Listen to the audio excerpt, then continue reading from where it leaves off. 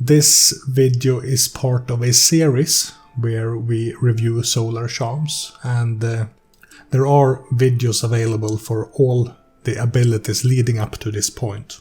Craft is an interesting one. Not only is Craft the biggest charm tree in the book, and probably the longest video in the series, we'll have to wait and see, but it's also one of the topics of most controversy in probably 3rd edition overall. Craft acts much like a minigame of sorts. In order to craft bigger projects, you need crafting experience, and in order to gain crafting experience, you need to craft smaller projects. You also have to worry about crafting slots, and it's all one big mess, if you ask me. I have personally run Craft quite minimally in the years I played 3rd edition, and for the most part we ignore the crafting experience points altogether. I think that a game like Exalted should have rules that are narratively focused, and making Craft into a minigame is an interesting idea, but it's also very crunchy in a way that detracts from the narrative. These revisions will not be some kind of crafting house rule. These revisions will be ways of making the crafting charms themselves more intuitive while relying on the established crafting rules. I do intend at some point to make a specific crafting video as well, and I think such a video will be more appropriate to talk about different house ruling tips. But for the purpose of this video, we're going with what we have. And I know that there are a lot of people who have made some equations surrounding the crafting charms and the exact capacity of a solar craftsman. I'm not that kind of a mathematical player, so there are possibilities that this video could be quite poorly executed. It's possible that some revisions I suggest in this video will break certain aspects of the crafting experience for a solar, but I suppose we'll have to tackle that when we come to it. And I expect that you will comment below if you see me mess up. But going into this, I will follow the same philosophy that I've followed in the previous videos. I'm going to look at the current charm philosophy and try to minimize the amount of bloat as much as possible. And I do expect that quite a few charms in this tree will be removed completely, or perhaps merged together in some way. One of the things I can think of right now are craft charms related to slots, for example. From my understanding, most of the people who have played crafters have never really had any issues with too few slots, so I think that quite a few of those charms will be removed, but we'll have to wait and see, I suppose.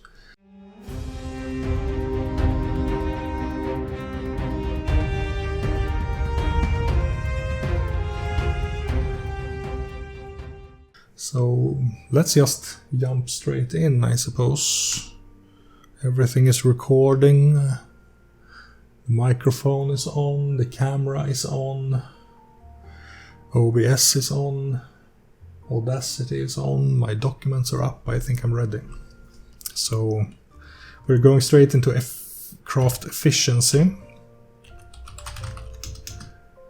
Tireless Workhorse method. And this is a permanent charm. The solar expands our mind, body and spirit to encompass the drain of more difficult tasks. This charm permanently grounds 2 major project slots for each dot of essence the solar possesses. Like I said, these slot adders are one of the biggest bloats in this tree, so I think we're going to remove this completely.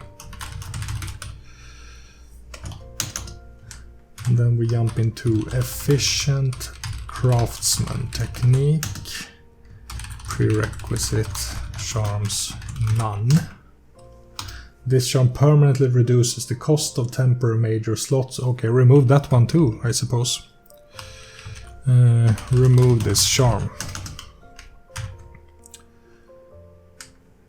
And right, I just remembered that Arms of the Chosen have errated two crafting charms, I believe. I'm just going to take a quick look at that.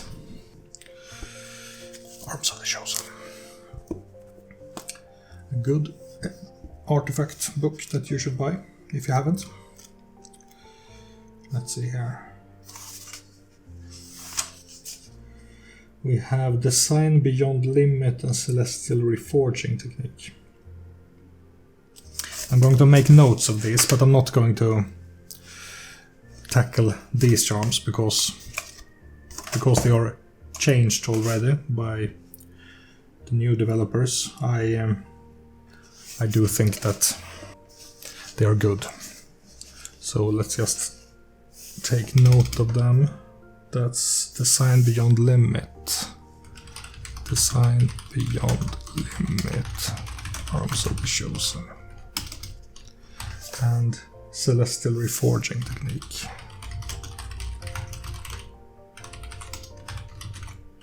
Arms of the Chosen. Why are two charms in Arms of the Chosen, I hear you ask?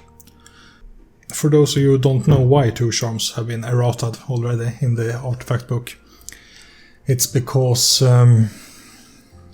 during the time when the core book was written, the developers were never really happy with how evocations came out. There were a few instances of evocations. I believe one of the original drafts had 3 tiers to evocations, and these were the Adamant tier, the Sapphire tier, and the... Emerald, Sapphire, and Adamant tier. Then certain Exalt types could access one tier, certain could access the higher tier, and things like that. But that was scrapped during development and changed to the evocations you see in the core book today, which are basically just a list of evocations. The problem with those evocations is that they didn't really address the idea of different Exalt types having different capabilities when it came to evocations and what kind of evocations they could reach. So the idea with resonant and dissonant evocations came to be, and that's closely linked to the first draft with Adamant, Sapphire, and with Emerald, Sapphire, and Adamant. But instead of having the Exalt going through the 3 tiers from Emerald to Sapphire to Adamant, the resonance and dissonance idea worked more like martial arts does with Master and Terrestrial. And that was both better when it came to word count, because instead of having to write completely different charms for the different tiers, you could have a single charm with different effects depending on the mastery. That's why the core book evocations and the Arms of the Chosen evocations are also different. But it also means that some of the Solar Craft charms were written with the core book evocations in mind. And I believe that the errated one could even have been written with the earlier draft in mind, with the Emerald, Sapphire, and Adamant tiers without having been changed. So they had to be errated to be usable with the current rules. So that's why I'm not going to touch these in the core book, because those in the core book doesn't count. And if you only have the core book, I recommend that you get Arms of the Chosen, because it changes everything when it comes to evocations, and you do want that book if you're going to run with artifacts.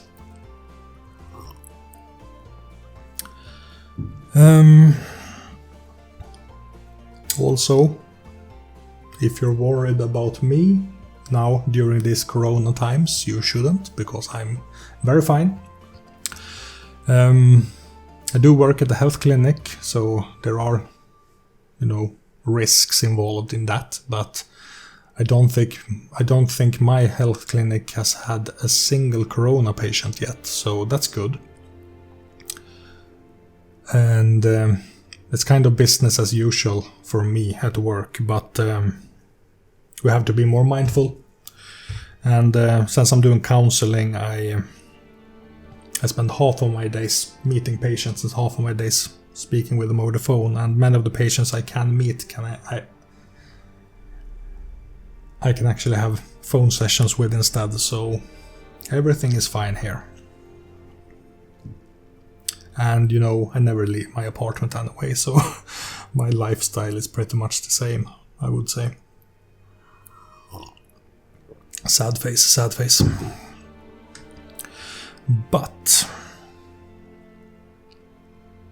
if you wonder why this video came up so late, it's because I have actually been working on another impromptu deep dive video. Because Onyx Path Publishing sent me the PDF for Scarlands, and I agreed to make a review or a deep dive. And even though I got the PDF for free and I have a tremendous company bias because I work for them, I'm going to be very honest. There are some things in Scarlands that I like, there are some things I don't like, and I'm going to mention both.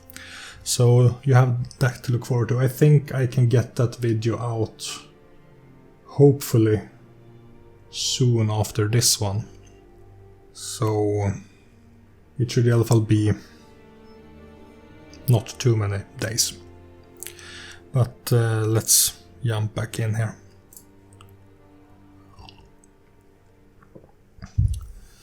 So let's move this down a bit. I still haven't found a charm that I want to keep. Arete-Shifting Prana. 4 modes, 1 silver XP, 1 willpower. Simple. The lawgiver may glean knowledge from her existing master and use it as the foundation for new works. Upon evoking Arete-Shifting Prana, roll intelligence plus relevant craft. For each success, the solar may temporarily convert dots from one of her known crafts into a conceptually related craft ability. For example, changing armoring into weaponsmithing, or shifting leatherworking into tailoring, or tailoring into tapestry weaving. Conversions where no logical relationship can be established are impossible, such as converting craft cooking dots into craft tailoring. These converted dots remain useful for the duration of one basic or major project. They cannot be used to support in a higher form of crafting project. And this brings us to the second thing that's been criticized when it comes to the crafting rules. Earlier editions of Exalted didn't have this 1 craft per subject rule. Second edition had elemental crafts, which I think is superior, and I think that should have been the way to go. Alternatively, I would probably argue for scrapping the craft ability completely, renaming it to creativity, and giving it a much broader use. And then perhaps enforcing some kind of specialization or 1 point merit or something associated with different types of craft you can use your creativity ability with. I think something like that is probably how I would house rule things, I believe. But since this is what we have, Arete-Shifting Prana is kind of necessary to alleviate some of the pressure or XP costs. So, I'm keeping it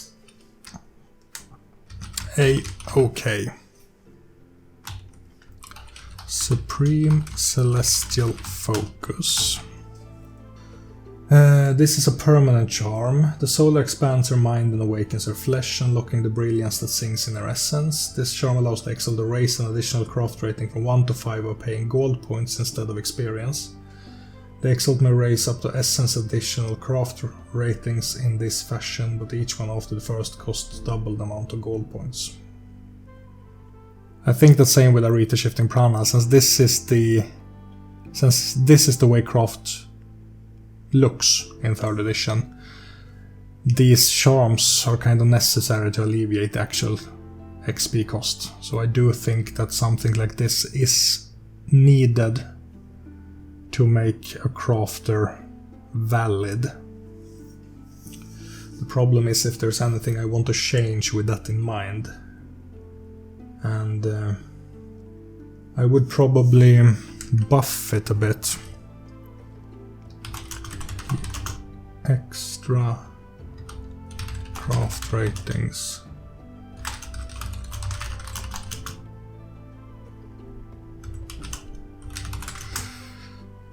How does this work? I mean, you're still limited to Essence additional craft ratings. You can get them up quicker. So I do think that, yeah, it just doesn't make it so much of a grind. So I think I'm happy with this. Sublime Transference. Man, we're soaring through quick. Meditating calmly for 5 minutes. The soul erases all thought and function. Where conscious mind recedes to nothingness. During this time, the player may rearrange the soul's crafting points in the following way. 2 silver points can become 1 gold point. 2 gold points can become 1 white point. 1 white point can become 2 gold points. And 1 gold point can become 2 silver points. However, each use of this charm only allows Solar to shift one type of experience to another. In 5 minutes, spending 6 motes, she could convert silver points to gold, but she would have to activate the charm again to transfer gold points to white.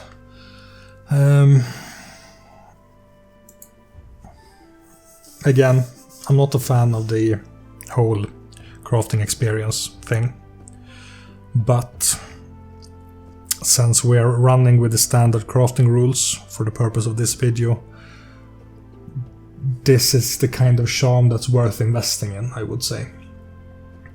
I just don't like the idea behind the crafting XP grind at all.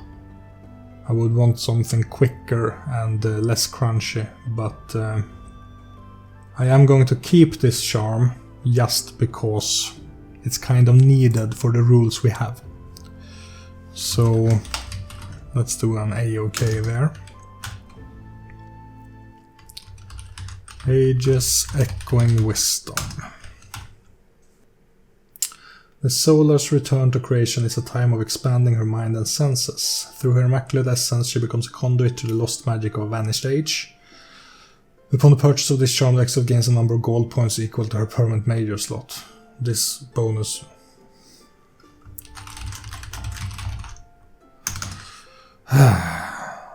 These are not the kinds of charms we need. Dragon Soul Emergence. With this charm, the soul reaches a confluence of ancient wisdom and future enlightenment that increases... This one may have to be changed if it's kept. Ages Echo. Sublime Transference. There we go. With this charm, the soul reaches a confluence of ancient wisdom and future enlightenment that increases her ability to encompass greater efforts. Purchasing this charm grants the chosen one permanent superior project slot.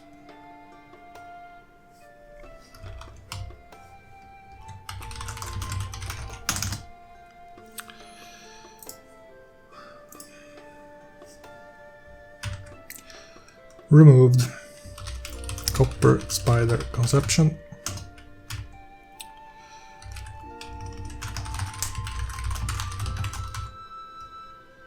I have a feeling that this is not going to be the biggest charm tree when we're done with it. Sublime Transference. The Exalt's understanding of great wonders is increased. She may use this charm before beginning a superior project, taking a 10-minute dramatic action to conceptualize the task at hand, plan for future stages of the project, and organize necessary materials. This charm lowers the cost of creating a superior slot by 2 gold points and 2 major slots, to a minimum of 1 major slot and 1 gold point. I think that this can probably be buffed. I don't recall how many major slots do you need for a superior slot. 5 silver points for 1 major slot, and you need the number of major slots determined by the rating of the thing you create. So let's buff this a little bit. This one.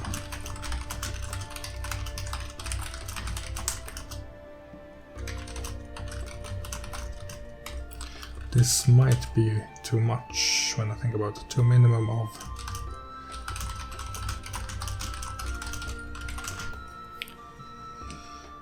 or maybe not, it's just creating a slot, so you already have Essence 3 here, so maybe we should do this. Essence.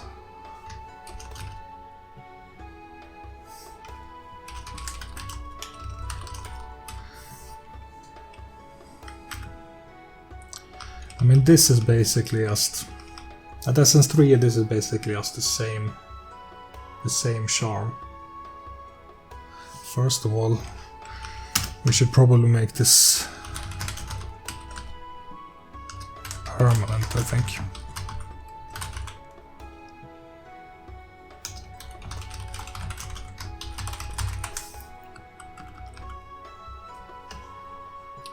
Because it's so limited, I'm going to go with this.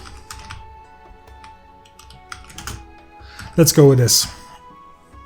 Like I said, I'm not a super pro at crafting balance, so I guess people will have to comment below, and then the viewers can check the comments below for any kind of corrections to things you think I do wrong here. So, but I think because of how limited and small this effect is,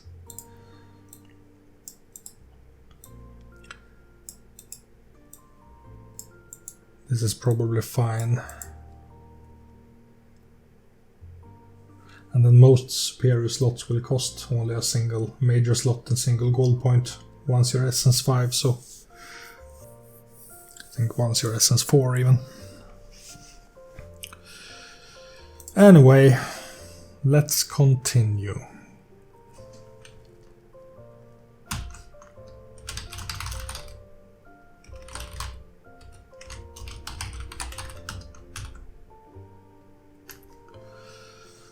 As the Solar works with greater wonders, she achieves a sublime renewing focus.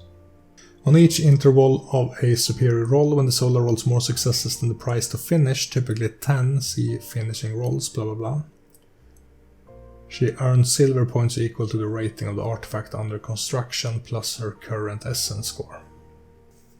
One part of me is, I mean, this is a different kind of bloat. This is the so-called useful bloat, because you want these crafting experiences to build your artifacts, but it's difficult to put a value on this kind of effect, because you can never really tell how often the player is going to use this kind of effect either. I mean, some crafters may want to create artifacts all the time. Some crafters may do it 1 or 2 times. One part of me is thinking that maybe we should just merge this with Copper Spider.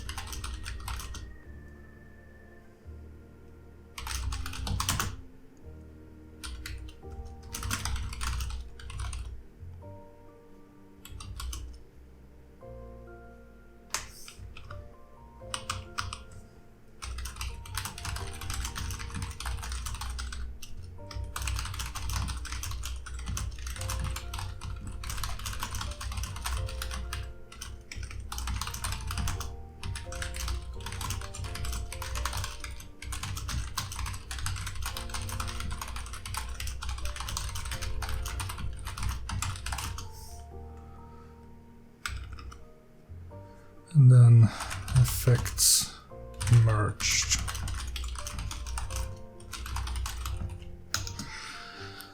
I think the effects themselves are good when you use the crafting rules as written. I just don't think that the effects are good enough to merit charm purchases, because the charms themselves aren't very interesting and they kind of feel obligatory in a way if you want to go this route as a crafter. So instead of having to force a player to spend 16 XP on bloat charms, why not just merge them, I think. I mean, this makes Copper Spider Conception a more interesting purchase, even though it's still kind of boring. Let's go with this. And like always, you can comment below.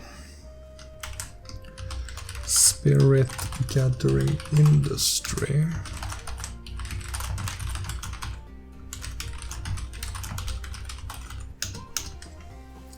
Crafting artifacts requires an extreme commitment to one's own spiritual energy. Thus, spending her resources, the Exalted essence becomes more readily powerful when she rises to the task. This charm permanently reduces the cost to finish a spirit project by essence gold points to a minimum of 3. I think that this is probably a-okay as a separate charm, but I may consider waiting for a bit until we see more charms and perhaps merge another charm with this one later on, because even though the effect itself could stand alone, I don't think it's a good charm, because it's still a bloated, uninteresting bloat charm. But for now, it stands. Summit Piercing Touch. Also, remember, I forgot to mention this in the beginning of the video, but these are just my opinions, and if you don't like them, you should play the game as you want to play the game. But if you've seen my previous videos in the series, you know that by now. But these are just the way I view the charms and what kind of changes I think would improve them, or make them more compelling, or fix certain aspects of the charm tree that I personally have some issues with. And even though I say that I have some issues with it, it's still my favorite game. And even without these changes, I would still play a Solar. But because they take a lot of flack, I think their charms are worth taking a look at. 10 modes, 1 willpower, simple, indefinite, ages, echoing wisdom.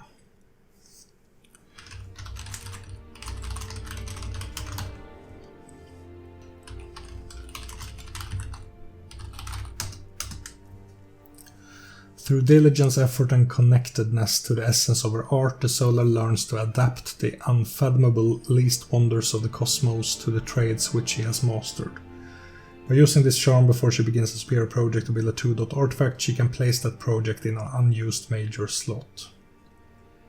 Modes committed to this charm remain committed until the project is finished. If she relinquishes commitment, she must create a superior slot to carry the unfinished artifact, or otherwise risk a catastrophic failure of the project. At Essence 5, she may use this charm to craft 3-dot artifacts.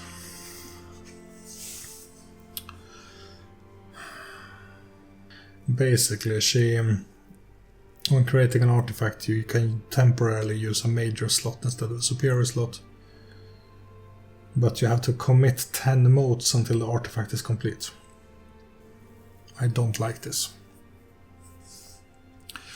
I don't like this.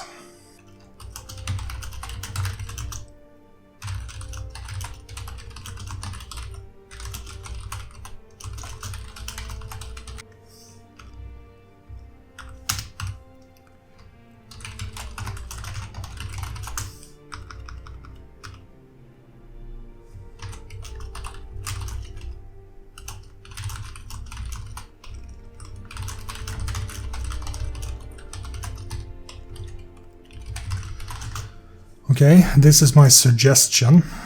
Quite a big buff. You no longer commit to the modes because you don't want to commit 10 modes for what could be weeks or months.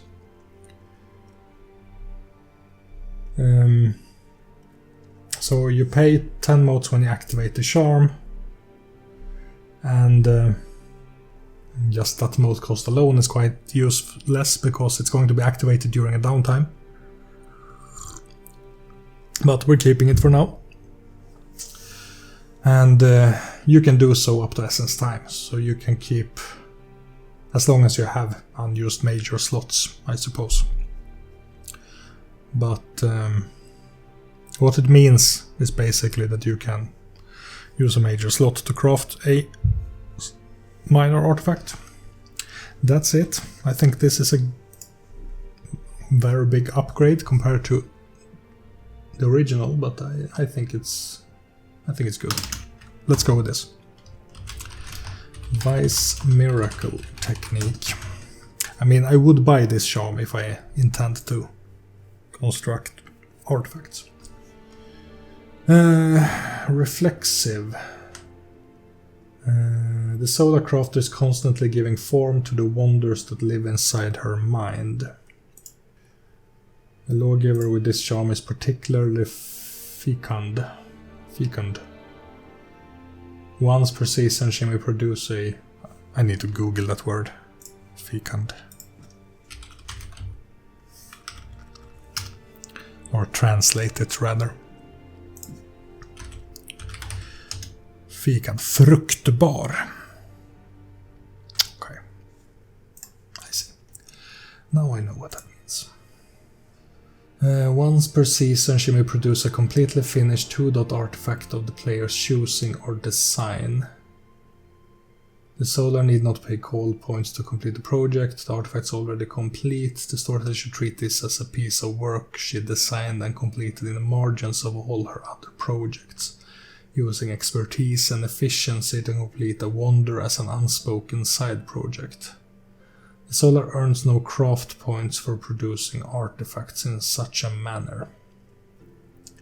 However, if the player produces the artifact in response to a problem, a question, or otherwise introduces to be mentioned as part of a socially driven stunt that makes their character seem like a miraculous wonderworker, she earns 5 gold points. And that's 5 the charm can be used to produce 2.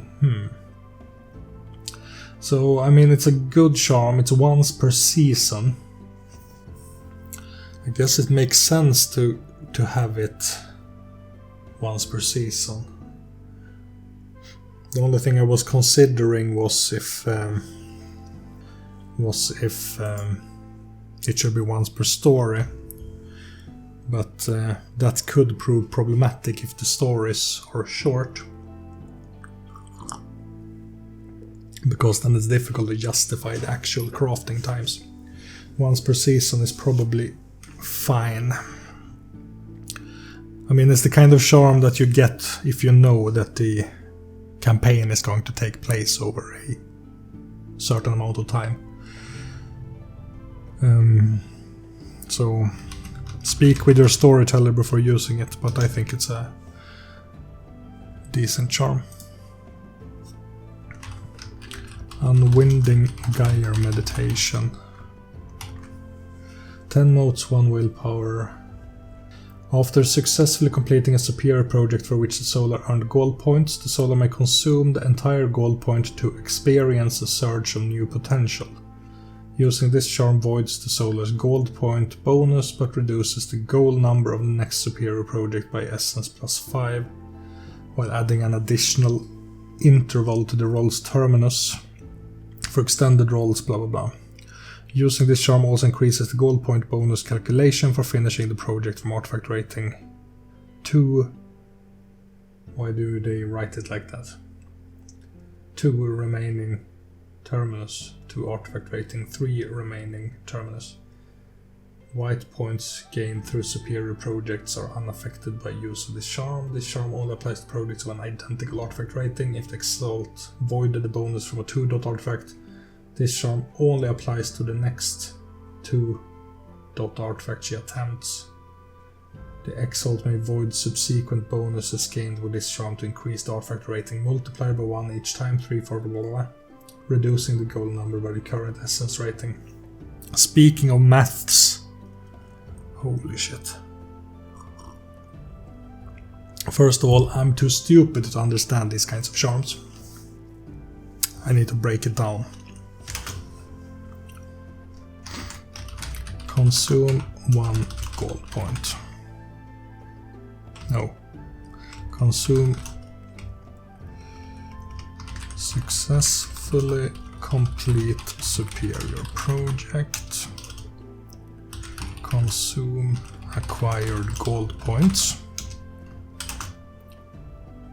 Reduce the goal number of the next superior project by essence plus 5. So 9 at essence 4.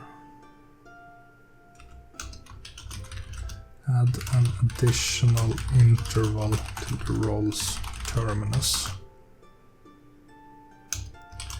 Increase gold point bonus calculation.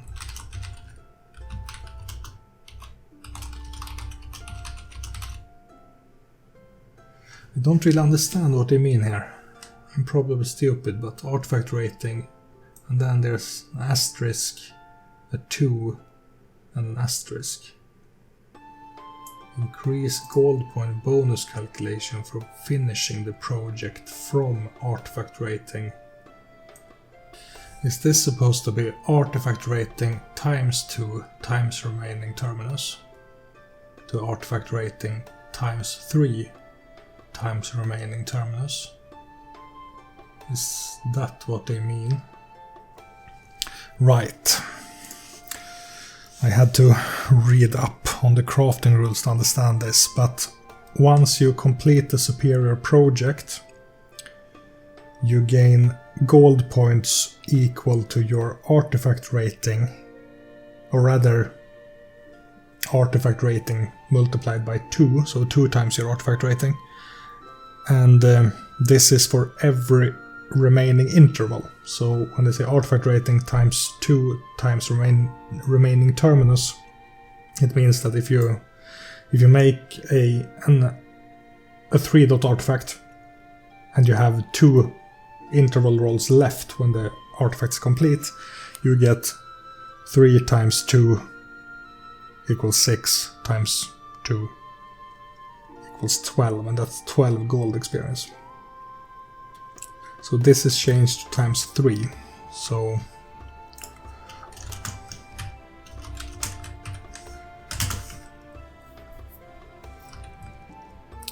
they could have written it like this, and I mean they could have written this much less convoluted. White points gained through superior projects are unaffected. This charm only applies to projects on identical artifact rating. If the Exalt voided the bonus from a 2-dot artifact, this charm only applies to the next 2-dot artifact she attempts. I think this whole thing is completely convoluted, and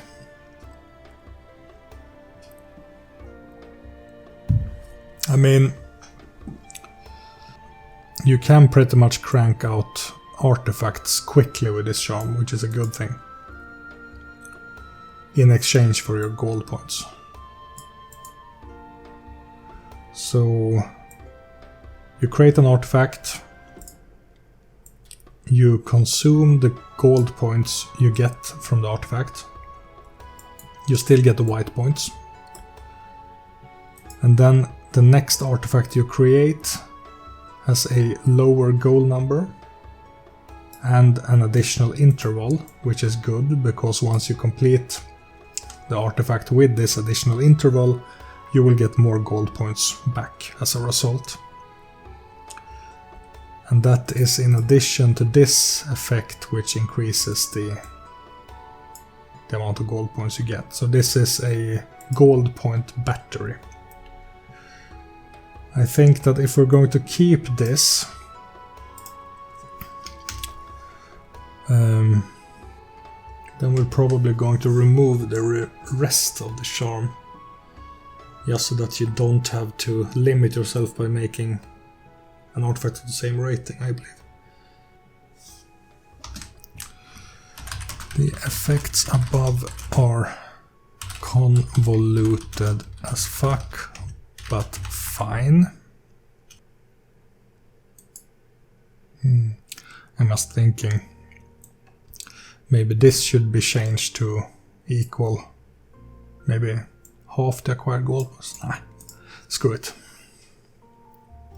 Or is this fine actually? I think one of the problems is that you have to immediately consume the gold points, knowing, maybe not knowing, what your next artifact will be. So, what if the charm is changed to just have this effect? I mean, you pay the motes and the willpower and you get that bonus, and then that's it. And then you can pay that every time.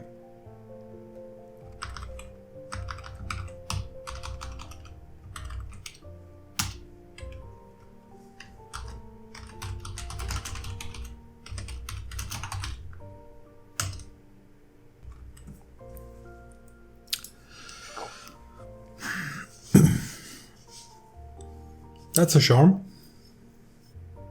I think I would much rather have this charm than that charm.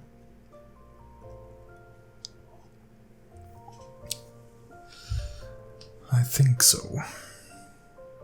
Let's go with this. God Forge Within.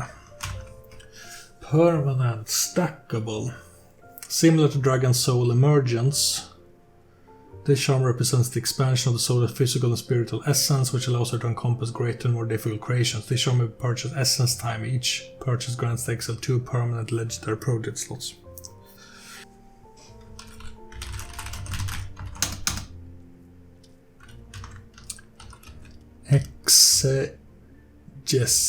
Exegesis of the distilled form. 25 silver XP. This is expensive.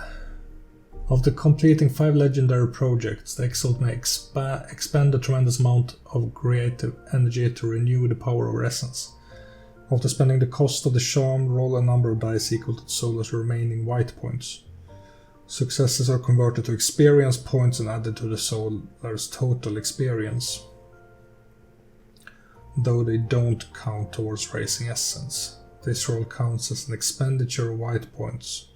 All of the solar's white points are cleared by using this charm. The Exalt may not accrue more than 20 experience points through a single use of this charm, and this charm may not be used more than once per story.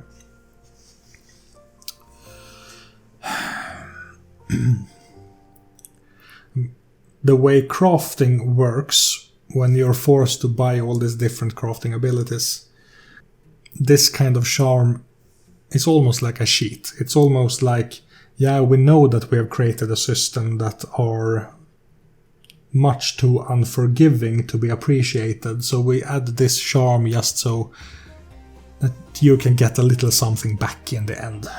And I think that a good crafting system shouldn't need a charm like this. A good crafting system shouldn't tax your XP so much. But we have this crafting system. We have a crafting system that requires different kind of crafting abilities. On the other hand, how many different crafting abilities do a crafter actually get in their lifetime? And if they have the other charm, they can basically get 5 more crafts for free, I suppose. And they have charms to switch them around. It may not be popular, but I'm actually considering removing this charm. And especially now when we have removed all this bloat as well. The crafter isn't taxed as much as they were before. So I think we can safely remove this.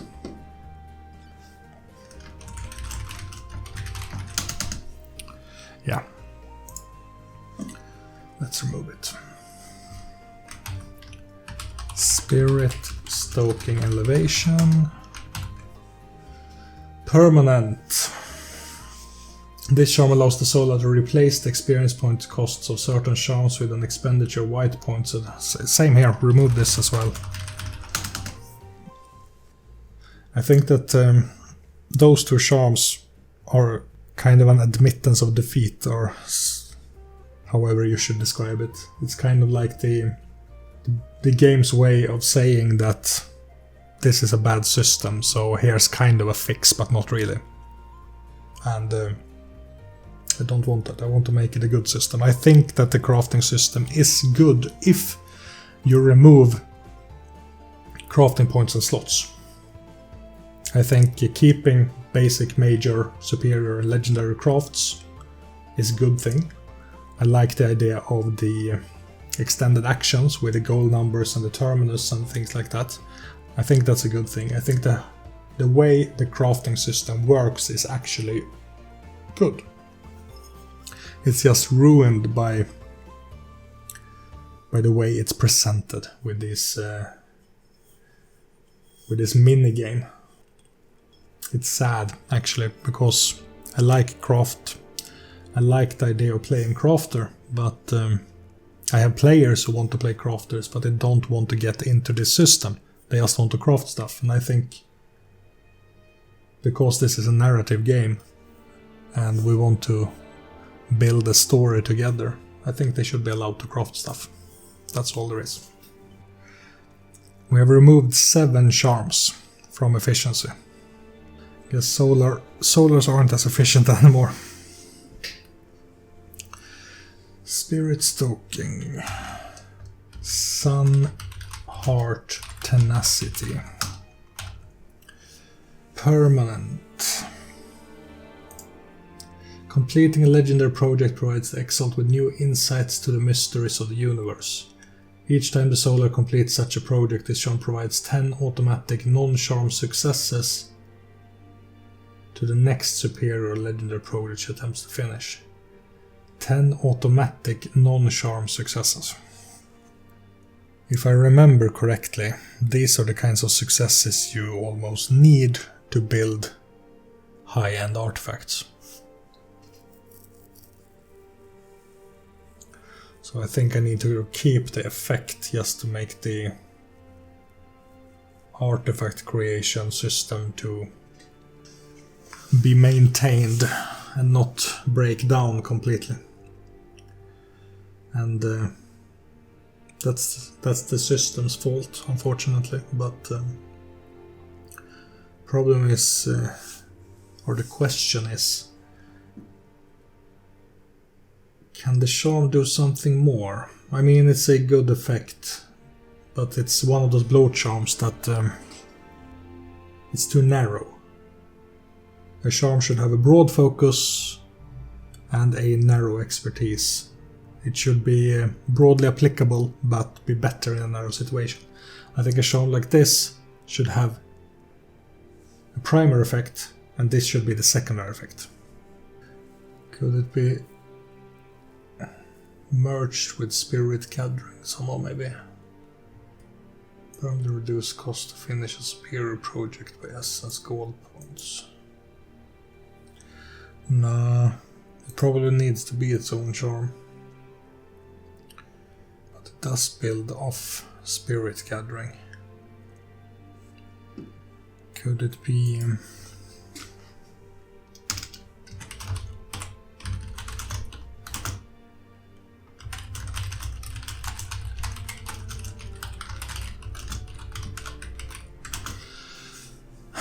Could that be a thing? Or is Sun Heart Tenacity too different from Spirit Gathering Industry to be a logical free upgrade? I think it might. I think we probably need to keep it for now, actually. don't like this, but I think it's the way to go.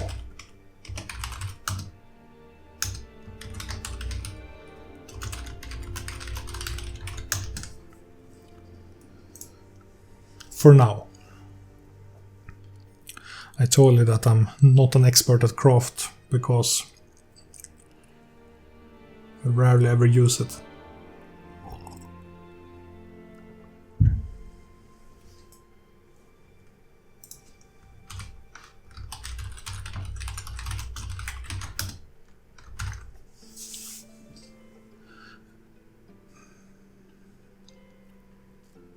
As proof of her illimitable soul, the Solar may induct a new infinite god weapon into the world of mortal matter.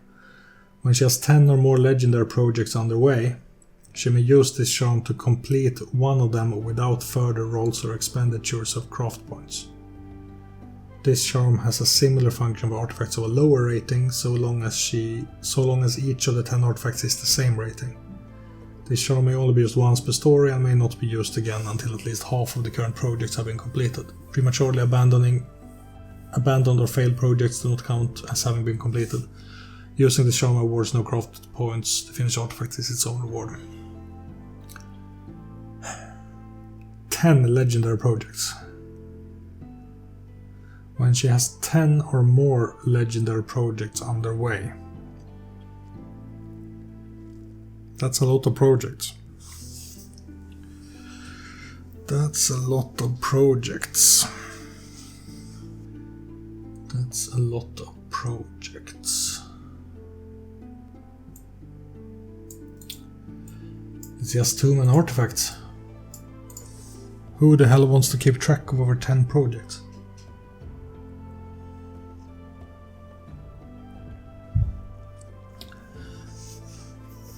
I prefer the idea of an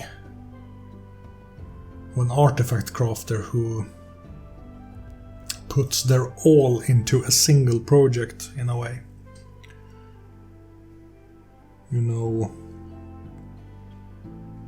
it feels kind of disrespectful towards the artifacts to have so many artifact projects at the same time. I mean, you need to wash that blade in the river for 100 years and then cut lightning with it and then go to a blue jade anvil and hammer it and then wash it again for another 100 years and repeat. And then you can tame the storms. It would be sad if while you're washing that blade, you have another blade waiting to be washed in the magma river. No. No, I don't like this. It may not be a popular choice to remove, but some of you may think that a better revision would be to just reduce the number of legendary projects, but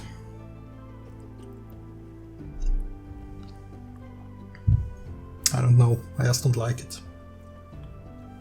I just don't like it.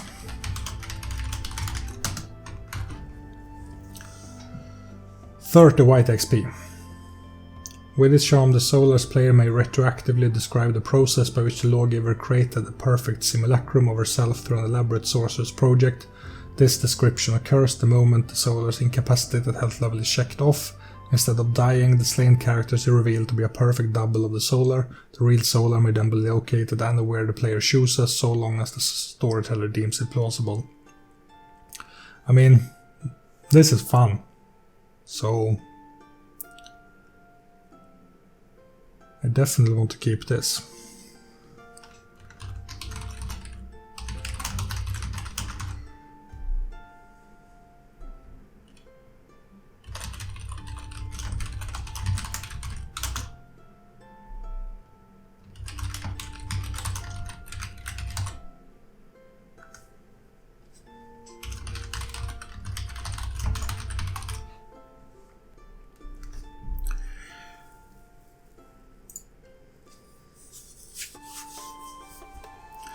I think so.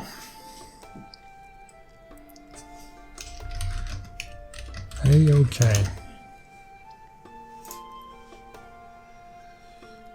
Hey, okay.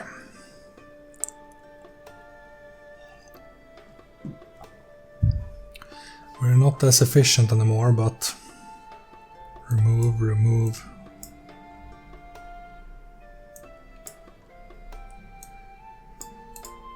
Yeah, I don't know how popular this is going to be, but crafting is such a complex system, and the charm set is so convoluted. I think we need to remove these charms to make it interesting, but like I said, I'm bad with math, so if I'm breaking things, please tell me below. Not just for my sake, but also for the viewers, so that people can get appropriate information. But I'm struggling a bit with these revisions here. Anyway, momentum. Brass scales falling. Permanent. The soulless efforts fleet and flash before our eyes, bring her closer to an ineffable truth. For each 10 on a craft roll made without using the craft excellency, the Exalted earns a silver point to a limit of essence times 2 points. This charm may be repurchased, increasing the capital essence times 3. For each 10 on a craft roll made without using the craft excellency. That's the first mistake. I mean, since the number of silver points you can get is limited by your essence multiplied by 2 anyway, there's actually no real point to limit the roll to not use the craft excellency. So... and I think the repurchase is just... meh. I don't want to purchase the charm a second time. So let's rewrite it like this.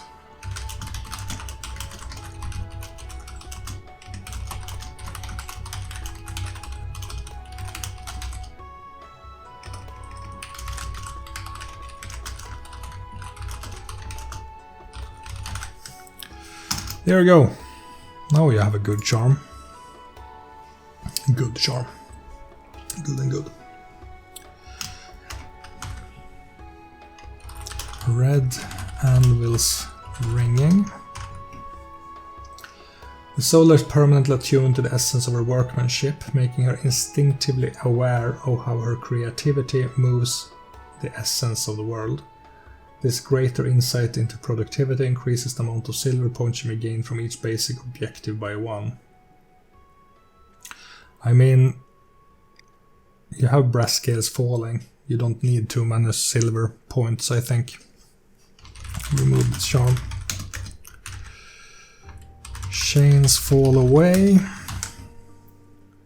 Each time the Solar achieves all 3 basic objectives of any craft project, she gains 1 gold point. I mean, that could probably be worked into brass scales falling.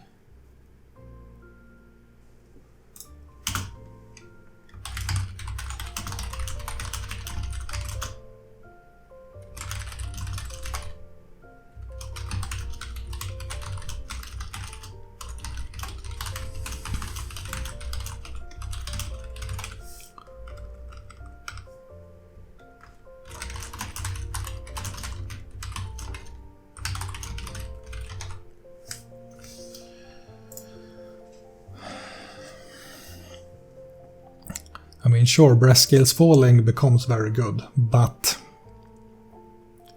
like I said before, it's difficult to put a value on each individual charm, because how much XP a charm is worth and how much it's worth getting a charm, it depends on the player and how much value they give that charm. The value for a crafter is difficult to determine, because A crafter could be someone who constantly cranks out artifacts. Or it could be someone who occasionally builds something. And not everything a crafter builds is going to be some kind of game-changing object or creation. So I do think that many of these effects are overpriced because they're kind of expecting the Artifact Factory Twilight. And I don't think that's the common archetype. But that's just me.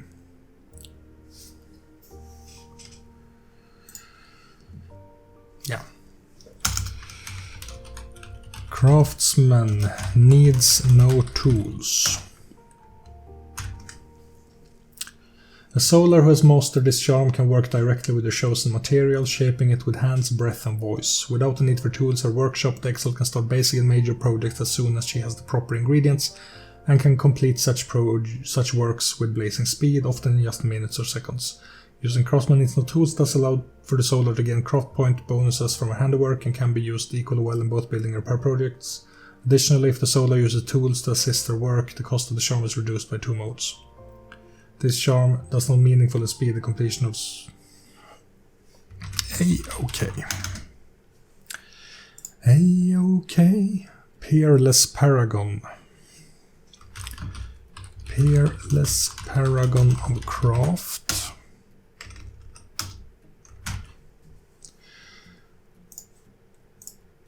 Permanent.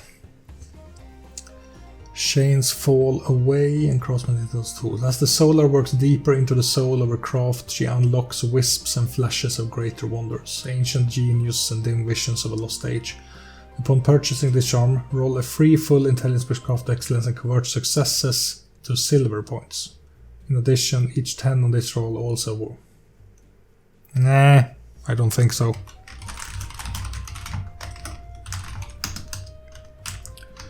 Supreme Perfection of Craft.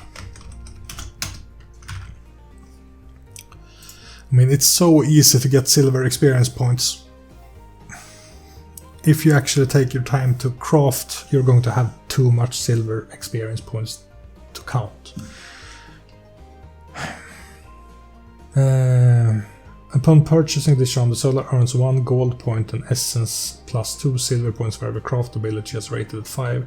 This bonus recurs each time the Exalted gains a full night's sleep, but can be earned no more than once per day, nor can it be earned more than once during a period of narrated downtime. For example, if the storyteller says it takes a month for your ship to reach its destination and the character crafted throughout that month of sailing, she would be eligible for 1 bonus, not 28 of them. This is a bit trickier. Mainly because I see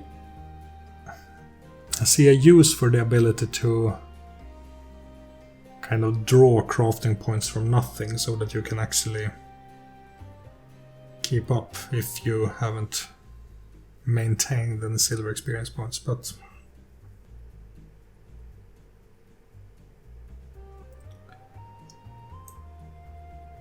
I mean, it's a big bonus for not doing anything.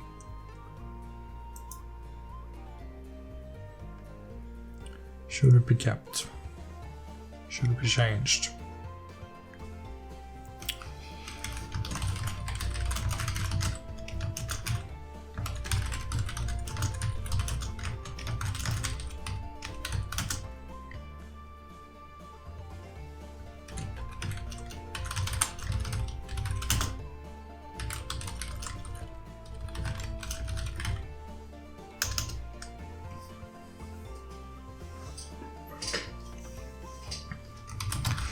Let's keep it. I mean, it's a good chunk of crafting experience. 1,000 forge hands. 10 modes, 1 willpower. The Exalt's hands flow with the essence of 1,000 craftsmen. Her urge is legion and her well is bottomless. When she creates a superior legendary slot, she may use this charm to greatly speed her efforts to begin the project.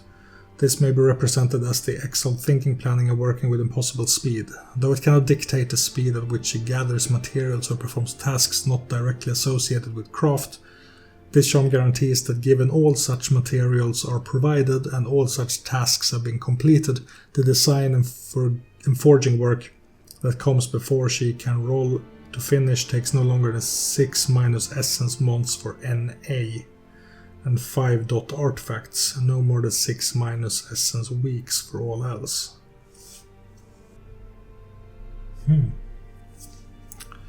mean, sure. Sure, I suppose. Why not?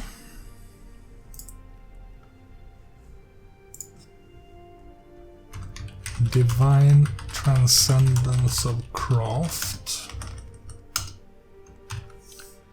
This charm instantly grants the solar 3 white points when purchased.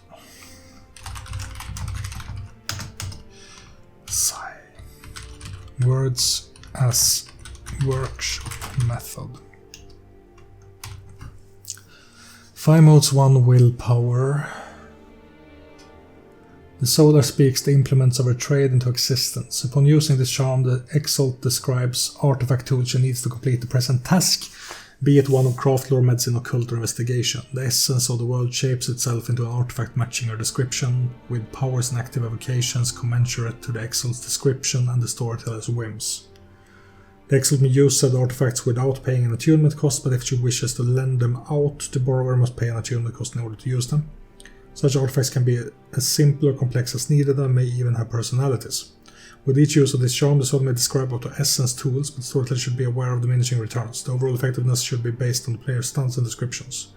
In any case, these artifact assistants allow for unspecified bonuses ranging from non-charm dice to the ability to listen for a Diaclave's heartbeat, to holding a patient's soul in place while the solar performs continual complex surgery to fix horrific injury. Using Craftsman needs no tools with appropriate created artifacts may allow the Exalt to work on superior legendary artifact projects at inopportune moments with a stunt. Artifacts created by this charm vanish in a blaze of essence as soon as the Exalt is finished using them, or at the end of the scene, whichever comes first. This is pretty cool. I like it. Hey, okay. Nice.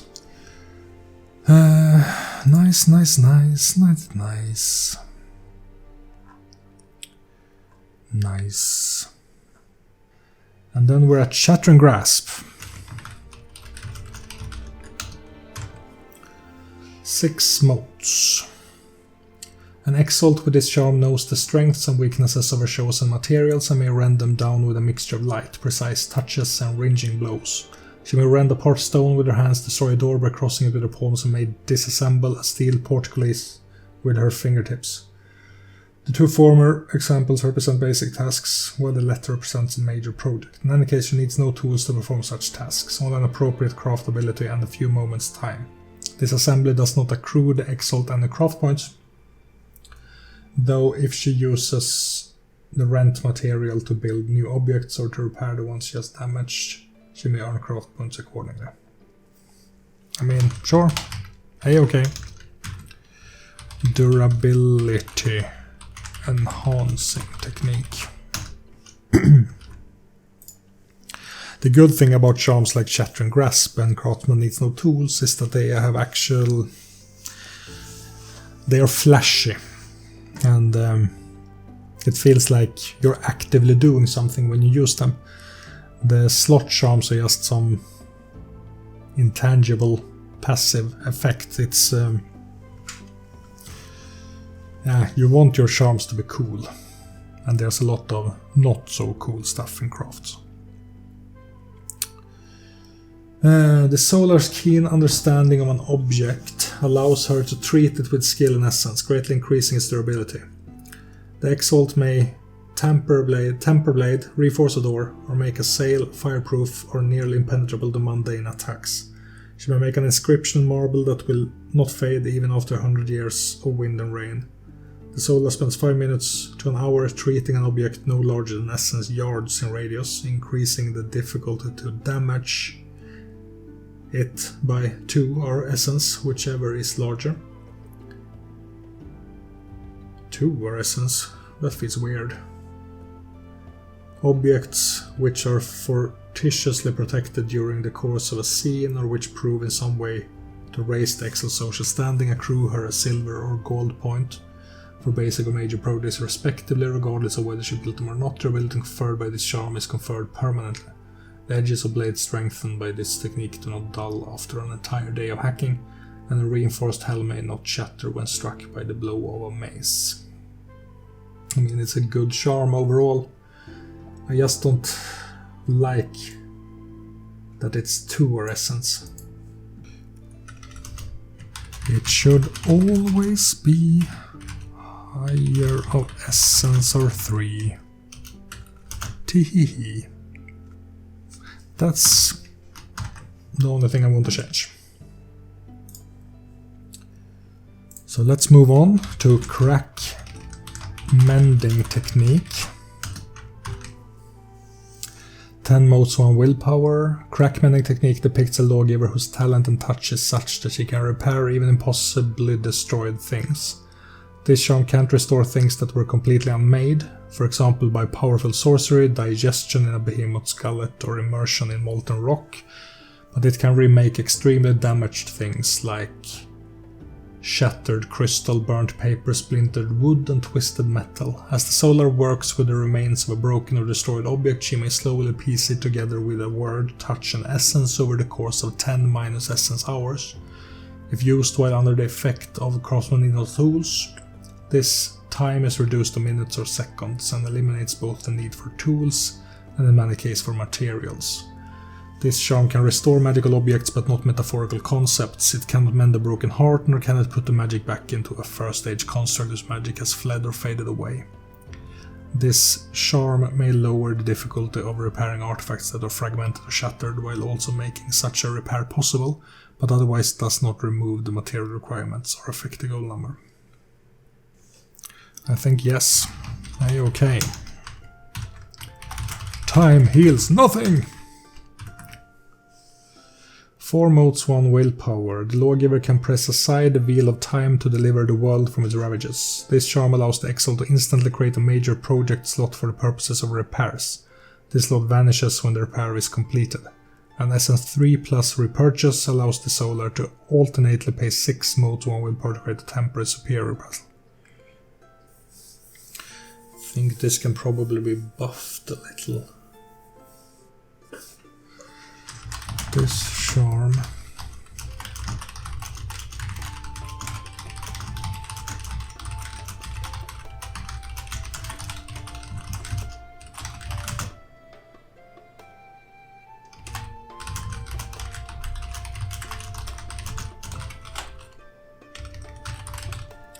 Yeah, let's go with this. Blood, Diamond, Sweat. As the Exalt raises her world from ash and ruin, she is renewed by her own labor and sacrifice. This charm depicts a Solar who draws greater understanding from the restoration of objects than mortal crafters. After completing a repair, the Exalt gains 1 additional craft points for every basic objective completed. If she is repairing an artifact, she earns artifacts creating gold points and 1 white point. I mean, sure, it's more crafting points. More things to keep track of. Yeah, I think we might as well keep it, I think.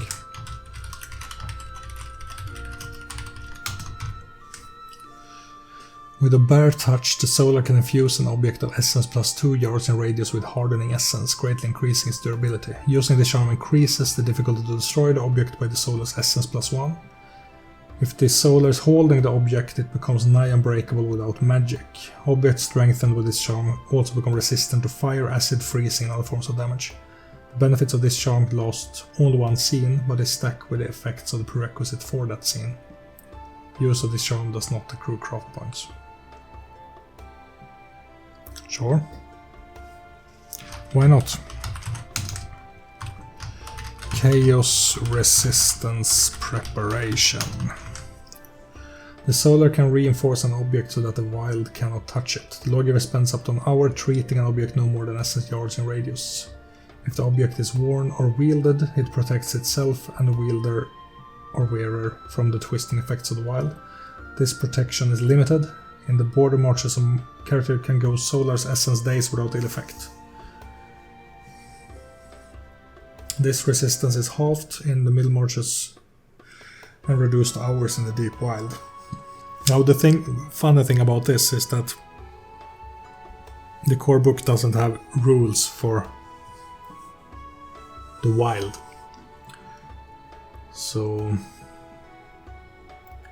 the whole thing about border marches, middle marches and deep wild doesn't really say much if you're a new player. I expect that we will get some more wild stuff in the future, hopefully. If the character only has partial protection, say a caravan guard wielding only a treated pike, then this protection is reduced to hours and minutes respectively. Chaos Resistance Preparation can also be used to treat objects and labeled objects traveling in auspicious arrays stack their protections, allowing groups of treated objects to survive wild journeys with the same benefits a character wearing multiple treated items. At SN3+, the Exalt may pay 15 motes. 1 will produce the charm on the project scale, working for 10 minus stamina hours to cover a considerable number of goods and vehicles or arms and armor. She may protect the hull of a small trade ship as well as its rigging and sails, and need not protect the cargo or provisions below decks. Or she may protect several wagons, single-handedly preparing a small caravan for a trip through chaos-tainted land. Sure, there's nothing wrong really with the charm itself. The only problem is that there aren't really any wild rules in the book, so I'm curious to know if any of you have actually used this charm in game. Because I haven't really. I've had some wild stuff. Not much at all, actually. I did have one story arc focused around the wild and the Raksha, who is still around because he basically claimed the heart of Balor and became about as powerful as a third circle demon. And had a crush on one of the Solar characters while enslaving his people. So he might return someday. Anyway, I don't really see anything wrong with Chaos Resistance Preparation. I don't think it's overly convoluted either. It's a bit wordy. But it really only comes down to spend some time, protect object, spend more time, protect more objects. I might leave it. Yeah. Yes. Okay. Breach healing method. 7 motes. When the return of the Solar Exalted comes, with the return of the Solar Exalted comes the return of all magic. The power of the Sun's essence flows in creation once more. With this charm, the Solar establishes a field of essence times 2 yards in radius, in which the essence of the world is quickened with solar power, where all things come alive again and truly wondrous things may happen. Anyone standing in this field gains a non-charm dice bonus to the craft, lore, occult, and medicine rolls equal to the Solar's essence. In addition, repair and medicine rolls are made at 1 less difficulty. The Solar must be attempting to repair an object or treat an injury to use this charm, and its effect lasts until her work is finished. Characters to stand within the circle of the solar's influence, see her work with greater clarity and understanding. I mean, the charm itself is good, but I would almost prefer this to be a lore charm. Maybe not. I mean, I'm inclined to keep it as it is, but I do think it fits lore more than craft because of how broad it is. Yeah, but if it's lore, then the prerequisites need to be changed. Time heals nothing. Crack-Mending Technique. That's 2 prerequisites.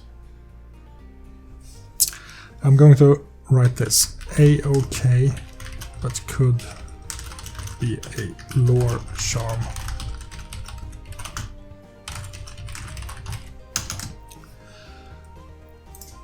Let's go with this. Design Beyond Limit.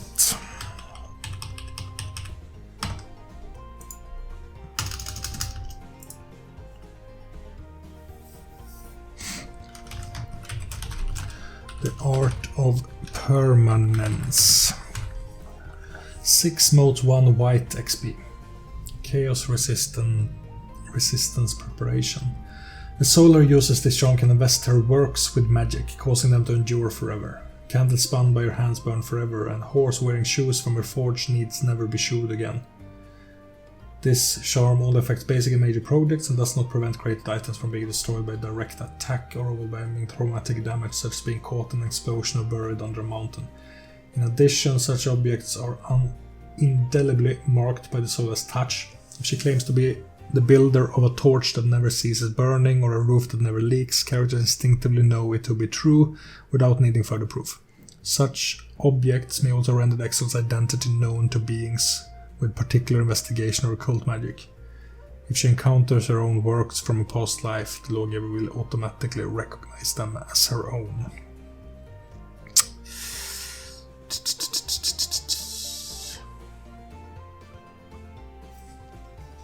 A-OK.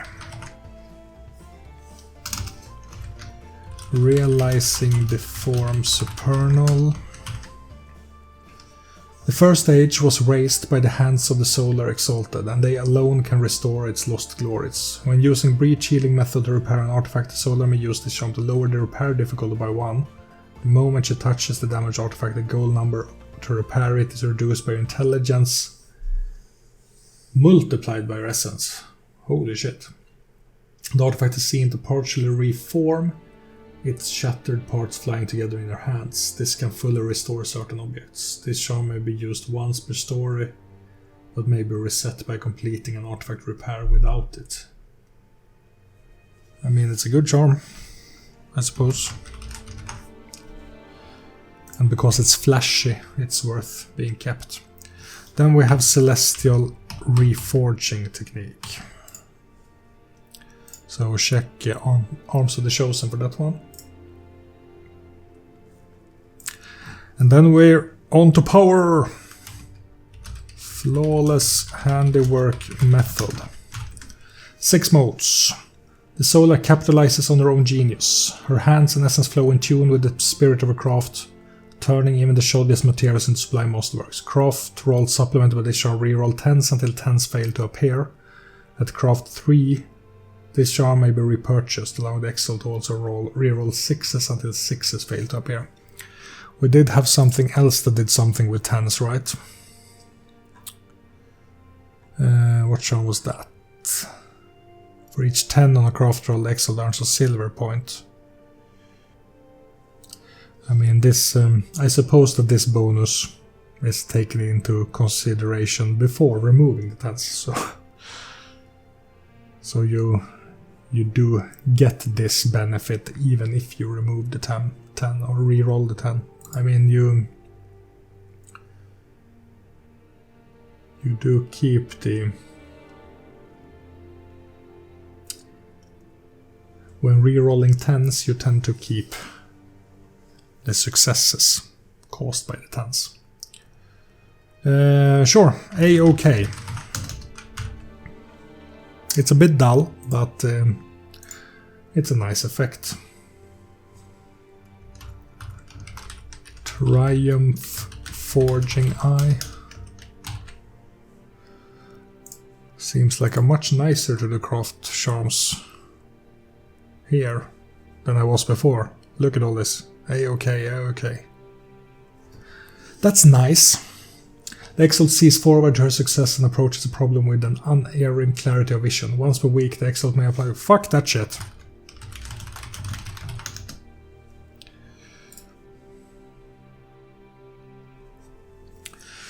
And I did explain this in an earlier video, but the reason this particular charm is completely useless for this particular situation is because 9 times out of 10 when you use craft, you do so either during a downtime or in a situation where mote expenditure isn't really important to keep track of.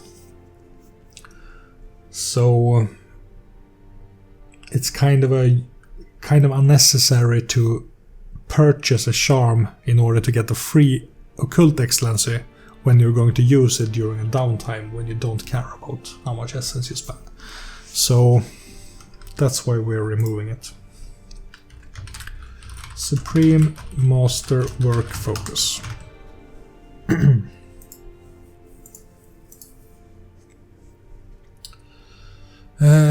By shearing away all distractions, the Exalt may recognize the strongest elements of her design as she brings them forth, enhancing them to the betterment of the entire project. This charm allows the Solar to supplement attribute plus craft rolls for basic and major projects with double 9s, nice. At craft 5 essence 2 plus, it may be repurchased along with the Exalt. Alternatively spend 5 most 1 willpower and 1 gold point to supplement the basic with double 8s. I think this is good. This is worth the cost. Reforging Prana. I think we're close to the end. This video wasn't all that bad when it came to time consumption. Mainly because I haven't spent too much time on each individual charm. The lawgiver reaches beyond herself to touch the creative energy that lies just beyond her reach. This charm may be used once per story, allowing the Solar the use of essence or 3, whichever is greater. Craft charms she has yet to learn. The Solar does not need to meet the essence minimums for these charms, though she must still meet the ability minimum. Also, she must know the prerequisite of each charm she wishes to use. Charms enabled by Reforging Prana do count as the prerequisites of other charms the Solar might enable through the use of this charm. Once Reforging Prana has been used, the Solar may pay the activation cost of each charm. Charms enabled blah blah blah blah may be used for the rest of the story, but only on the project they were initially employed for. Reforging Prana does not function to... This is another of those charms that fixes what is broken, I would say. Because the system is the way it is and the charm tree is as bloated as it is, this charm is kind of necessary to appease the player. I don't think it's necessary any longer because of how many charms I have removed.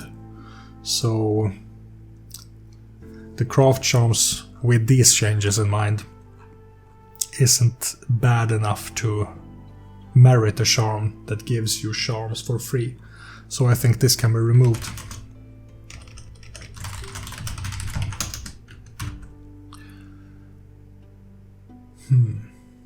Yes.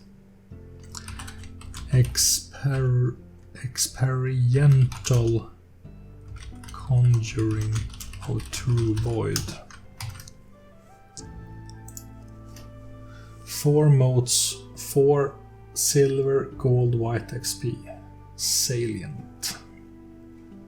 Right, I had forgotten about the salient keywords. I think that meant... Yeah, the salient keyword meant that the charm used crafting XP, I think. It's kind of an unnecessary keyword. Through tapping the elemental, refined forces of our own experience, the soul may access the most pristine and formless center of our own essence from which all things may be derived. This charm may be used after an attribute plus craft roll and grants 1 automatic non-charm success and essence non-charm dice. This charm may not be used on basic projects, and as a 3+, the dice bonus for this charm is increased to intelligence possessors. I mean, this is the same thing as that charm when we added a bunch of non-charm successes. It's the way craft has been structured to make Solar stand out from other Exalt types and be able to craft more legendary artifacts. They need these extra successes to be able to overcome the goal numbers. So I think I have to keep it. Yeah. Unbroken image focus.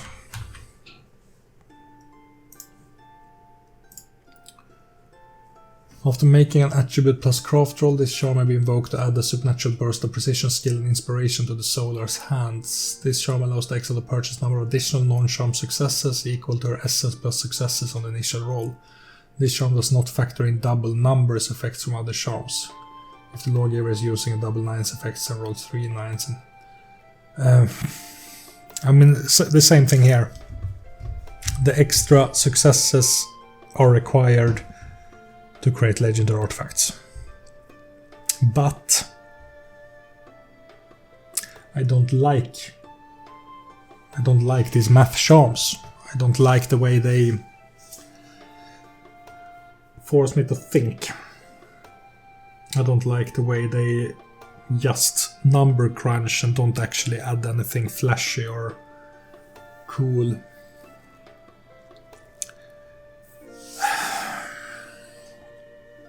I also, because I'm so bad at math and I don't really know the equations to build these NA artifacts, I don't really want to take the risk of removing them either just because I don't like them.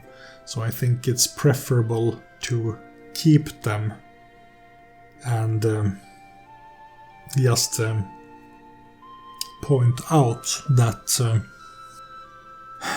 they are not the ideal way of designing a charm, I would say. I mean, I suppose we're going to see charms like these again when Abyssals and Infernals come out, because they're supposed to be on the same tier as Solars when it comes to this stuff. But we don't really see much of this stuff in Dragon-Blooded or Lunars. So it's a bit unfortunate, but I do think I need to keep them for now. Yeah, let's keep them.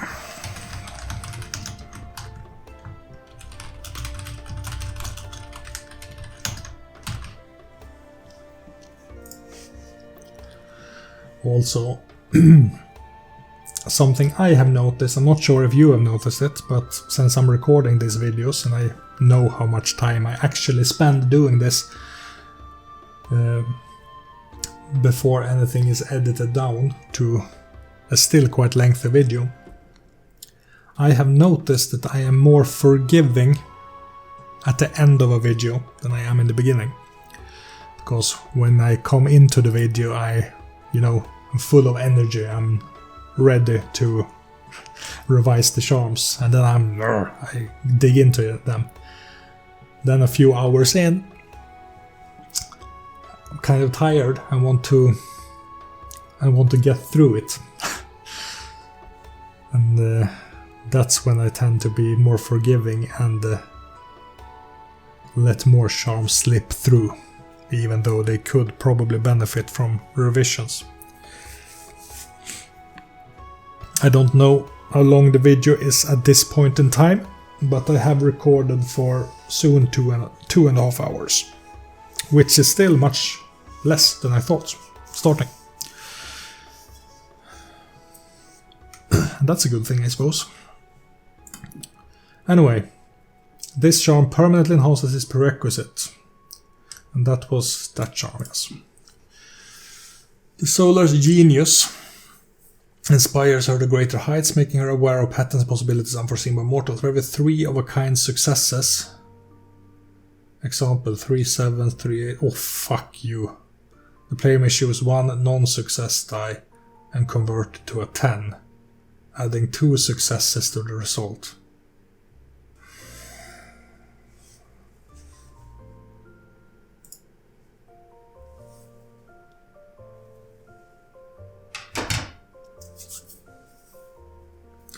I know I'm not supposed to touch my face, but I don't care.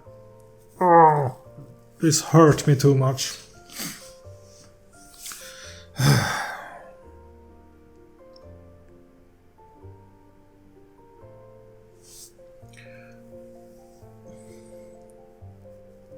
This is making me sad.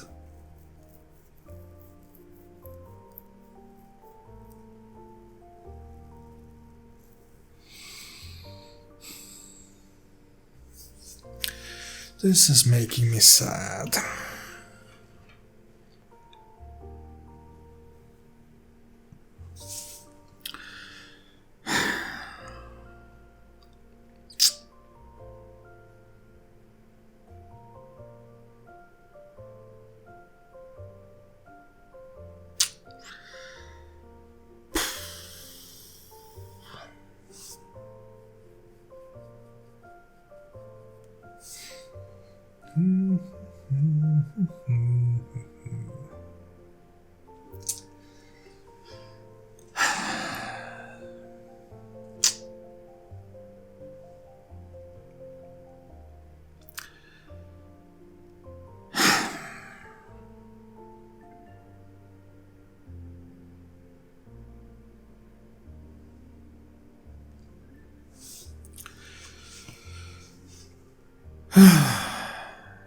Why?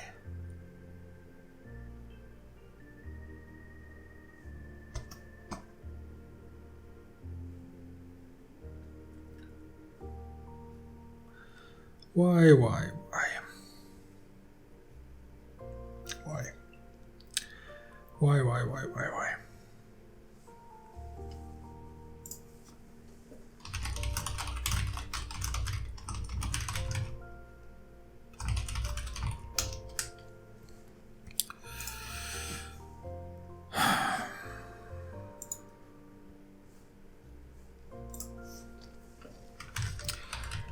Essence Forging Kata. 2 motes per mote, 1 willpower. The Solar channels essence through her hands and tools to make the final product of her work matter of legend.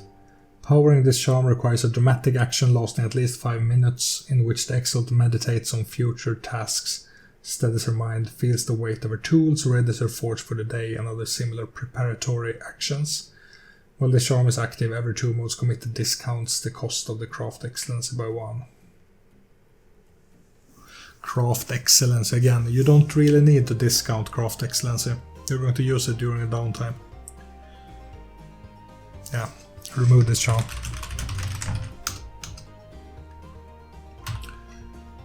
Mind Expanding Meditation. 1 silver XP per cap increase. The lawgiver is a master of a trade and uses the work she pours into her craft to inspire her towards new and greater achievements. This charm may be invoked before an attribute plus craft roll along so that to raise her dice cap at a rate of 1 silver point per die to limit her current craft rating. And this is another proof that... I mean, I don't like the idea that in craft specifically you can bypass your dice cap. I don't like that. And it feels like another testament of how the crafting system isn't really what it should be. I mean, if what you need is a whole bunch of successes in order to make legendary projects effectively, I don't think good charm design is you can add these dice and these successes to your actions. I don't think that's the way to go. Because it makes each individual roll more mathematical, it makes each individual roll more time-consuming, it makes each charm you have to add in order to count your dice. It makes it too convoluted, too complex. And all of this just so that your character is supposed to reach a goal number that they need to reach in order to create the artifact that Solars are supposed to create. What if, instead of all of these charms that add to the roll, instead simply lower the difficulty to success? What if, instead of having to achieve a high goal number, the goal number is decreased? I think that's the way these charms are actually supposed to be written in order to make the tree good. But with that in mind, this isn't a rewrite. This is a review and revision. And my opinion is that these craft charms would be much more interesting if, instead of adding all these stupid dice cap increases and charm success adders and charm tricks and reroll this and reroll that and multiply by this and multiply by that, instead of adding all of this, we had a charm that simply made it easier to succeed on that particular action. And Solars had that charms, Lunas don't have it because they are not supposed to do that kind of artifact. I think we would solve a lot of issues. And yeah. But that would require more elaborate rewriting. It's something that I'm not really willing to do. Not in this video at least. So I do think that I have to allow charms like this right now.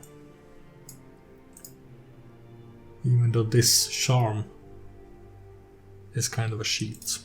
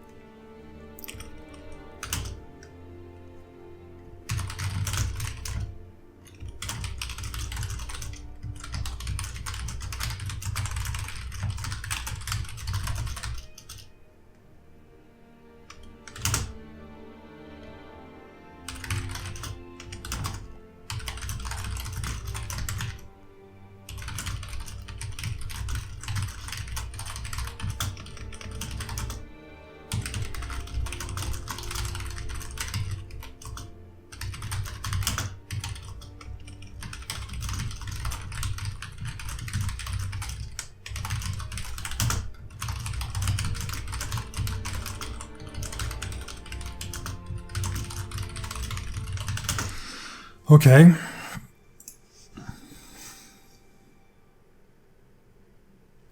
I forgot how to speak English, so I decided to just write down my opinion about this. And move on.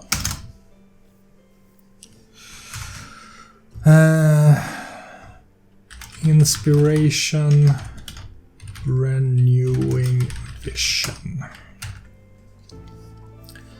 Essence forging Kata, supreme masterwork focus.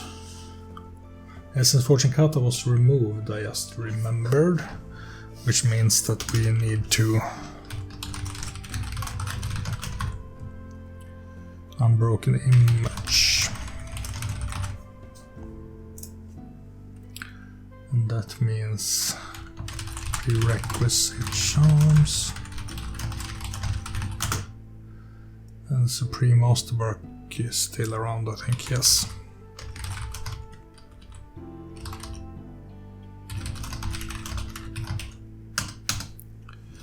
There we go.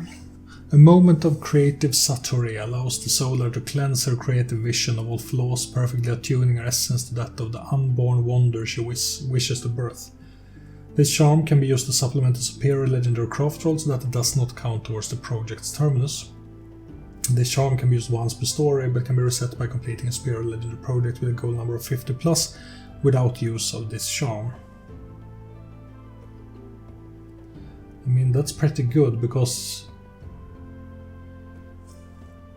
the terminus is one of the most important aspects of artifact crafting, in my opinion.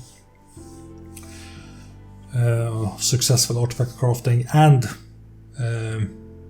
the acquisition of crafting experience points.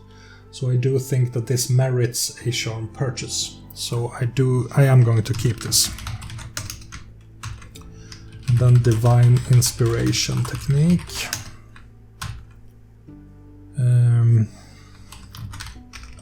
Prerequisite charms. Experiental.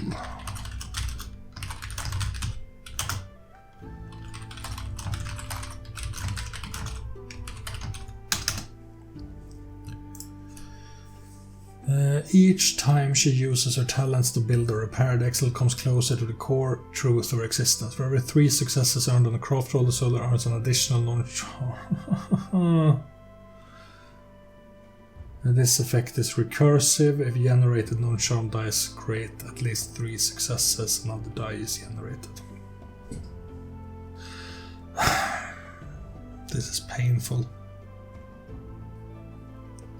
I don't like it. I don't like it. I don't like it. I want to remove it. Sure, you get a few less successes. Fewer successes, but I just can't. I can't bring myself to allow that charm to remain. It hurts too much.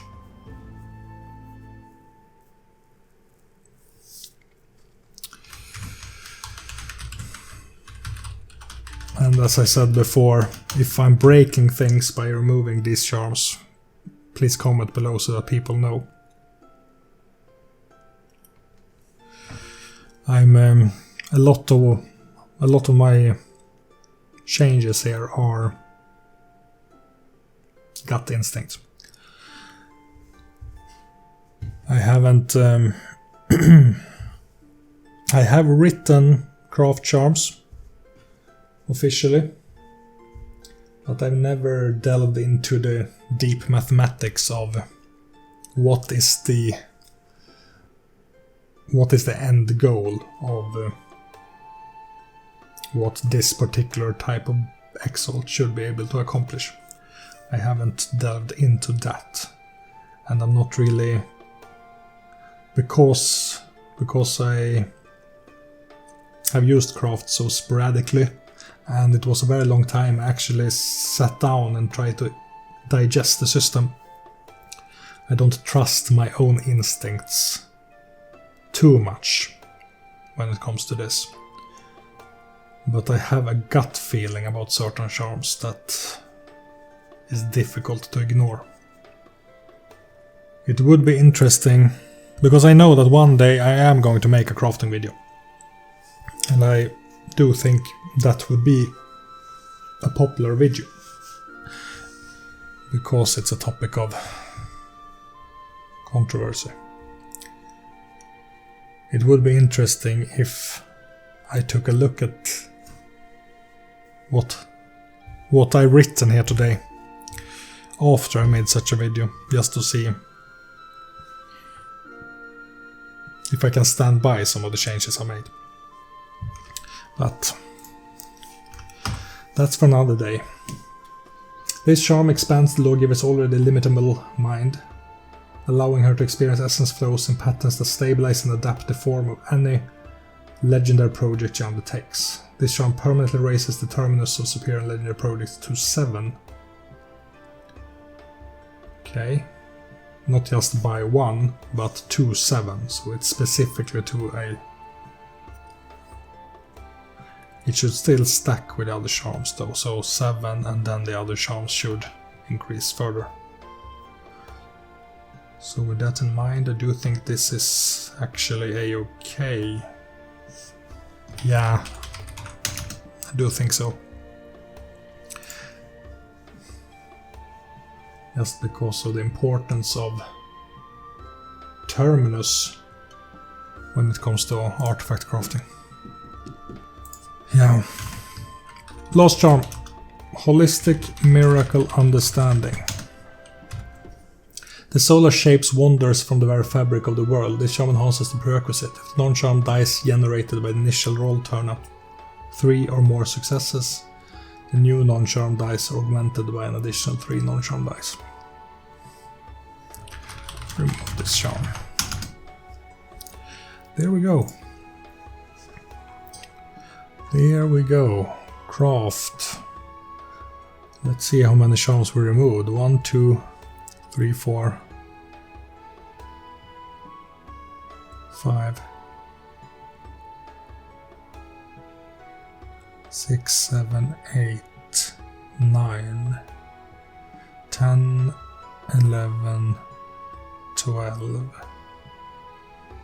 13, 14, 15, 16, 17, 18. We removed 19 charms.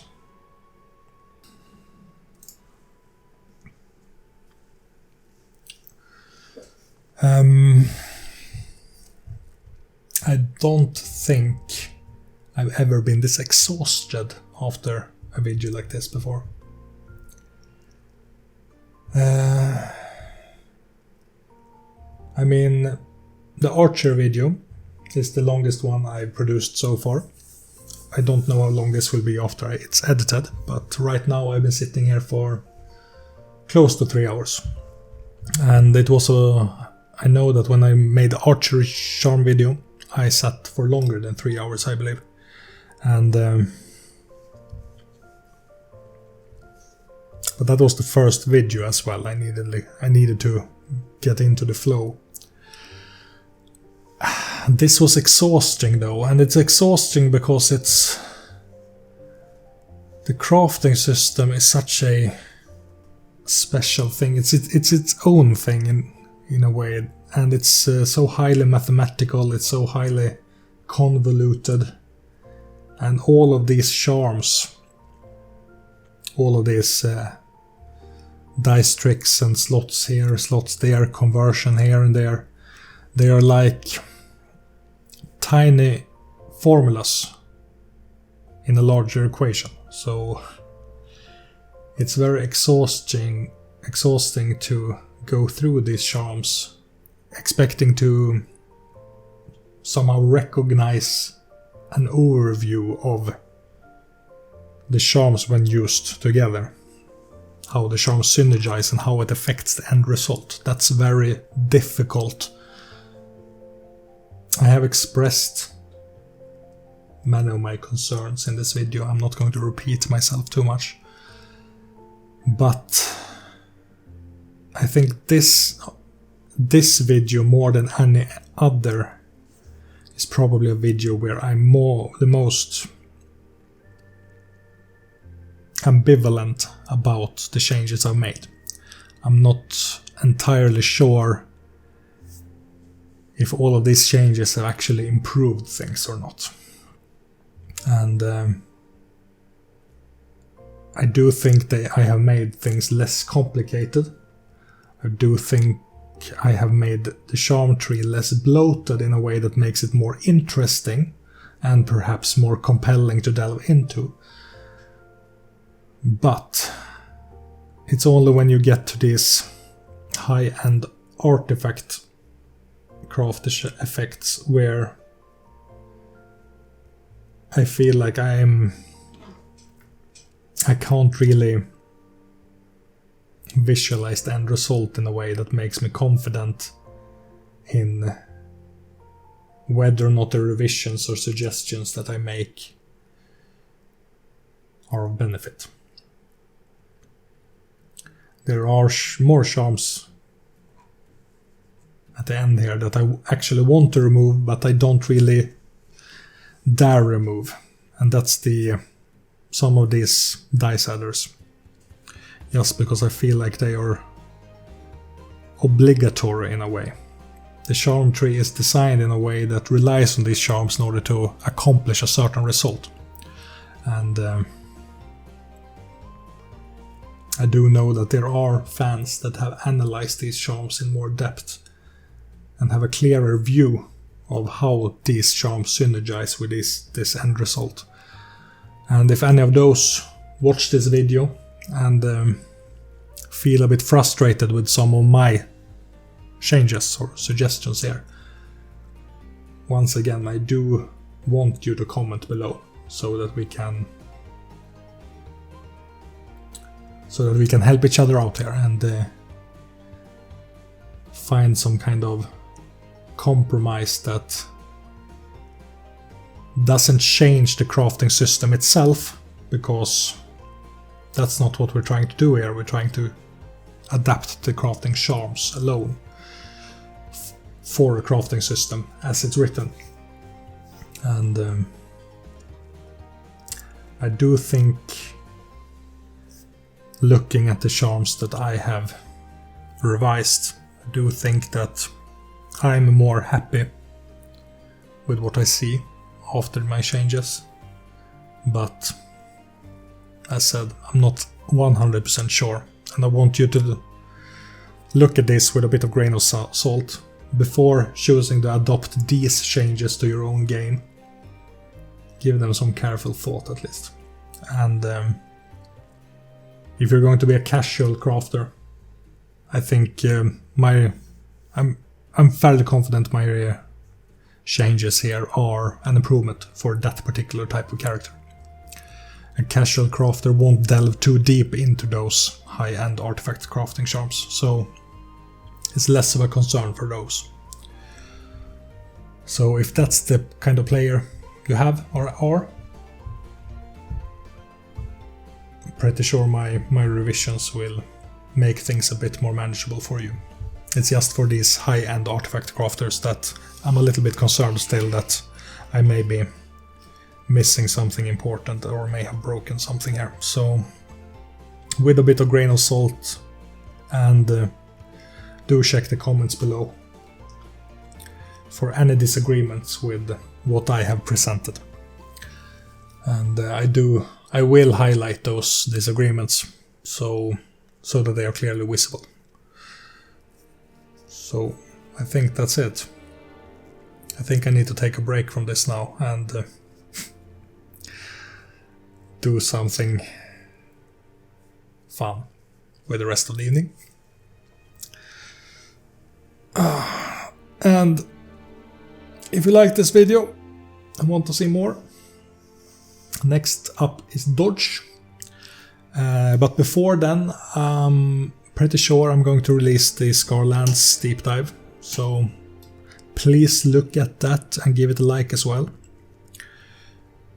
And I do have a lot of videos on my channel unrelated to Exalted that I do recommend you even if you don't think you'd like them because they aren't about Exalted, you might find something interesting in them, and it does help me out if those get views as well. But I think we're going to end it here. So like, comment, share and subscribe. And download a Crystal Feather from the Storyteller's Vault, and check out my Patreon for Machineborn previews. The usual. That's it. Until next time.